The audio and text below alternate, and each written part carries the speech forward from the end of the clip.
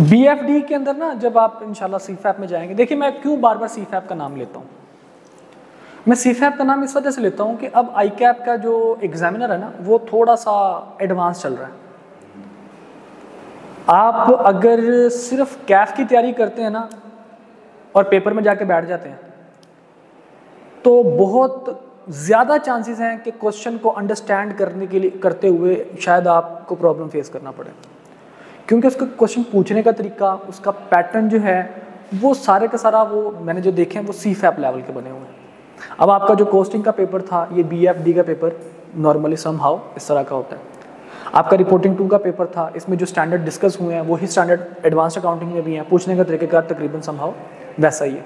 आपका जो टैक्स का पेपर था वो रिलेटिवली ज़रा इजी था, लेकिन इजी किन के लिए था? जिन्होंने CFAP के क्वेश्चंस अटेम्प्ट किए हुए थे, जिनको पता था कि इसमें से इस तरह से पूछ सकता है चीज़ों को।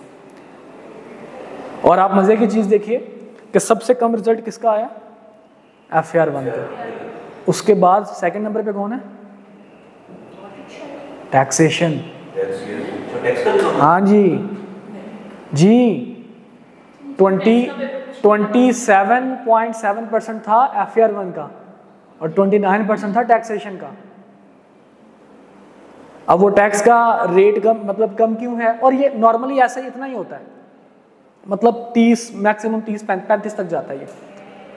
उसकी रीज़न क्या है जी? उसकी रीज़न ये कि उसका पूछने का तरीका। और पेपर के बाद पूछो बच्चों से पेपर कैसा हुआ? Sir outstanding. सर मैंने कहता हूँ ये पेपर मैंने फाड़ कर रख दिया ऐसे कि तैसे एग्जामिनर के मुझे फेल करके दिखाए, तो वो कहता है अच्छा बेटा। एग्जैक्टली बिजनेस लॉ में भी यही सीन है। होता क्या है? होता ये है कि हमें लगता है कि हमने पेपर बड़ा अच्छा किया है और अपनी तरफ से बड़ा ज़बरदस्त करके आते हैं, और हमें आता भी होता है, ऐसा नहीं कि हमें नहीं आता, लेकिन जो उसकी रिक्वायरमेंट होती है हम उसकी रिक्वायरमेंट को पूरा नहीं करते। वो पूछता हमारे से कुछ है और हम बताते कुछ है, ठीक है जी। वो कहते हैं, और जो हम लिख देते हैं क्योंकि हमने जाके वर्ड्स ऑफ माउथ तो करना नहीं है, हम लिखते हैं उसको। अब वो लिखते हुए हमारे से गड़बड़ हो जाती है। वो कहते हैं जनाब कि तू प्यार है किसी और का, तुझे मांगता कोई और है, तू पसंद है किसी और की, तुझे चाहता कोई और है। तो वो पूछता कुछ और है, लिखता कुछ और है, ठीक है जी। वो मांगता कुछ और है, बताते हैं आप कुछ और है। वो पूछता है हु आर यू, आप कहते हैं आई एम बॉय। वो ये पूछता है भाई आपका नाम क्या है, ठीक है जी। तो इस वजह से रिक्वायरमेंट का आपने बड़ा ध्यान रखना होता है।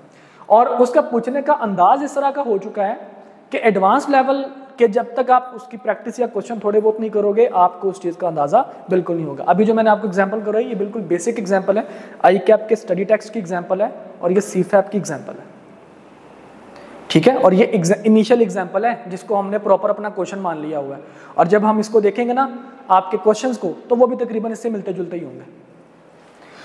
एनीवेज जनाब, अब यहाँ पे हमारे पास है जनाब स्टेटमेंट ऑफ कंप्रीहेंसिव इनकम, और आपको पता है कि ये हमारा कोई इनकम एज सच तो है नहीं, हमारा एक्सपेंस ही एक्सपेंस है। तो ना तो हम इसको ग्रॉस प्रॉफिट में से लेस करेंगे, तो यहाँ पे हम लोग लिखेंगे जनाब हमारे पास एक्सपेंसेस। कौन कौन से एक्सपेंसेस? सबसे पहले जनाब हमारे पास आएगा जी डेप्रिसिएशन का। कितना जनाब डेप्रिसिएशन का एक्सपेंस हमारे पास? 10,66671। और हमारे पास इंटरेस्ट एक्सपेंस कितना है जी?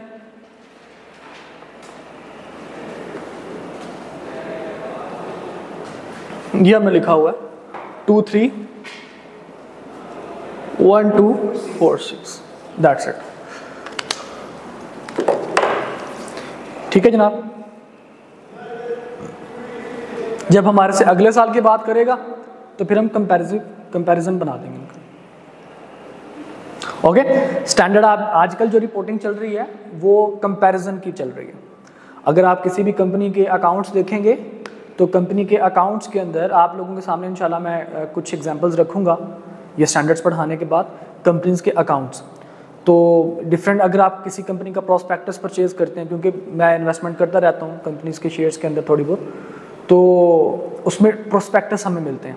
तो प्रोस्पेक्टस के अंदर ये फाइनेंशियल स्टेटमेंट्स बनी होती हैं सारी के सारी। तो आप लोगों के साथ इंशाल्लाह मैं शेयर करूंगा कि फाइनेंशियल स्टेटमेंट्स जो हैं वो कंसोलिडेशन भी हमने पढ़ना है। एक कंसोलिडेशन की एक स्टेटमेंट आप लोगों के साथ शेयर करूंगा कंसोलिडेटेड। इसी तरह से फिर आपके पास आगे चल के हम डेफर्ड टैक्स पढ़ेंगे, तो वो उसके अंदर सारा कुछ मिला होगा, तो बड़ा मज़ा आएगा इंशाल्लाह। आप भी हो सकते हैं। वाव का क्या मतलब है, आज में पैसे लगाए आप भी हो जाए। नहीं, मैं मेजर शेयर होल्डर नहीं हूँ अभी मैं माइनर शेयर होल्डर हूँ। मैंने एक कंपनी में ना इन्वेस्टमेंट की, मैं मतलब 4-5 कंपनी से उसमें थोड़ी थोड़ी सी इन्वेस्टमेंट की है। उसके लिए आपके पास कम से कम 10% तो शेयर्स होने चाहिए ना। डिविडेंड तो ज़ाहिर पता, डिविडेंड तो मिलता ही मिलता है, इसीलिए तो इन्वेस्टमेंट की है। कौन सी कंपनी में इन्वेस्ट करते हैं जो नई है? नहीं, नई वाली कंपनी में इन्वेस्टमेंट नहीं करता, जिनका शेयर बढ़ना होता है उनमें इन्वेस्टमेंट कर देता हूँ। आपसे इनसाइडर ट्रेडिंग करते हैं आप, अंदर की खबरें होती हैं? अंदर की खबरों के अलावा, अंदर की खबरें सारी बातें आप दे ही देते हैं।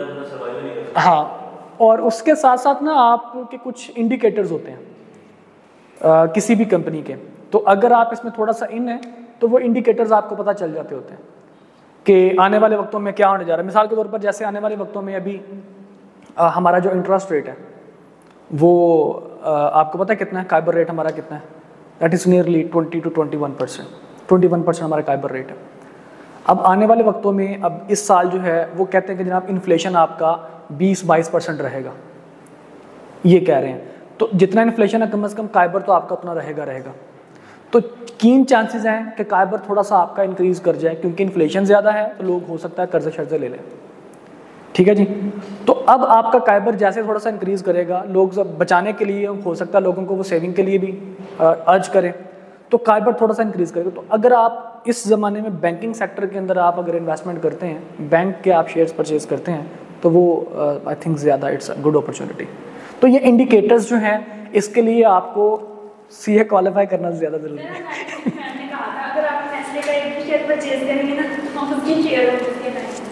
हाँ, तो शेयर होल्डर कहलाएंगे बिल्कुल बेटा पैसा हो तो सारा कुछ है, ठीक है। तो शेयर होल्डर आप कहलाएंगे, लेकिन एक होता है शेयर होल्डर जो वाकई शेयर होल्डर हो, जिसकी जो बाकायदा मीटिंग में जाए, जो बाकायदा जनाब डिसीजन मेकिंग करता हो। एक होते हैं हमारे जैसे शेयर होल्डर्स, ठीक है, गरीबों के शेयर होल्डर्स। तो वो गरीबों के शेयर होल्डर्स कौन होते हैं? उन्होंने थोड़ी सी इन्वेस्टमेंट की होती है, कोई यही कोई मतलब 1-2% का वो मतलब ऑनर होते हैं, 1-2% वो कोई उनके लिए मायने खेज नहीं होता, ठीक है। तो इसलिए शेयर होल्डर की भी कैटेगरी देखनी होती है हमने। Anyways, is it okay? ये सारा कुछ क्लियर है? इंशाल्लाह बेटा आप लोगों को मैं 2 क्वेश्चंस दूंगा होमवर्क के लिए। उसमें एक छोटी सी चीज़ आपको बता दूं, आगे चलकर हो सकता है क्वेश्चन में आपको देखना पड़े। एक चीज़ होता है इम्प्लिसिट रेट,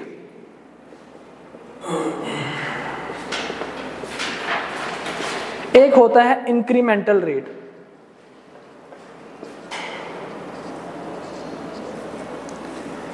इंटरेस्ट रेट का यहाँ पे तो हमने इंटरेस्ट रेट का तज़किरा किया था ना, लेकिन आपके जो क्वेश्चन आएंगे फाइनल के अंदर, अपना पेपर में कैफ के अंदर, वो इसी तरह के आएंगे, या तो इम्प्लिसिट रेट का वर्ड उसने यूज़ किया होगा या फिर उसने यूज़ किया होगा इंक्रीमेंटल रेट का, ठीक है। तो अब इम्प्लिसिट रेट जो है ये वो वाला रेट होता है जो कि लेसर जो है वो लेसी को बता के उसे चार्ज करता है, ठीक है। और ये इंक्रीमेंटल रेट होता है कि जिसमें लेसर लेसी को कुछ नहीं बताता और कहता जाके मार्केट में देख लो कि क्या रेट चल रहा है, ओके। यहां पे फॉर एग्जांपल लेसर ने कहा जी मैं तुम्हारे से 15% चार्ज करूंगा, क्लियर। एक केस है तो हम क्या मान लेंगे इम्प्लिसिट रेट, यानी कि हमारा इंटरेस्ट रेट कितना होगा 15%। और अब लेसर हमें कुछ नहीं बता रहा, हम खुद बीइंग लेसी मार्केट में जाते हैं और जाके हम कहते हैं कि भाई साहब क्या रेट चल रहा है आजकल की फाइनेंसिंग का, तो उसने कहा जी आजकल की फाइनेंसिंग का 20% रेट चल रहा है, तो हम किसको मान लेंगे? इंक्रीमेंटल रेट को, ओके। अच्छा, लेट सपोज अगर दोनों हमारे पास गिवन है, इम्प्लिसिट भी और इंक्रीमेंटल भी, तो किसकी मानेंगे? नहीं, हम मानेंगे जो हमारे पे ऑब्लिगेशन लगाई है किसने? लेसर ने, ठीक है जी। तो हम इसको मानेंगे, इसको हम लोग इग्नोर कर देंगे, क्लियर। तो इस वजह से आपके फाइनल लेवल्स पे बेसिकली इसके क्वेश्चंस आते हैं नॉर्मली, ठीक है, ज़्यादा उसमें, क्योंकि वेरिएशन भी फिर बाद में इंक्रीमेंटल रेट में चेंज भी आता रहता है। तो वो फाइनल लेवल्स की बात तो हम यहाँ पे करेंगे नहीं। क्वेश्चन जैसे मैंने बताया कि डिस्कशन हम जरूर कर लेंगे उनकी, लेकिन जो हमने क्वेश्चंस करने वो हमने कैफ लेवल के इंशाल्लाह करने हैं। तो कैफ लेवल में इन दोनों का तज़किरा कर देता है, लेकिन सिर्फ एक सरसरी सा तज़किरा करता है। तो इन दोनों में से आपने किसको पिक करना है? इम्प्लिसिट रेट को, क्लियर। चलिए जी, आप लोगों को इंशाल्लाह थोड़ी देर में क्वेश्चंस मिल जाएंगे और आप वो सारे के सारे क्वेश्चन आई होप घर से करके आएंगे। 3-4 क्वेश्चन होंगे, ज़्यादा क्वेश्चन नहीं मैं देता। आपका ग्रुप आपका बन गया कि नहीं बना? अभी तक नहीं बना ग्रुप। आप इनरोलमेंट आपने करवा लिया ना? तो वो इंशाल्लाह आपका बॉयज़ का ग्रुप हम लोग बना देते हैं।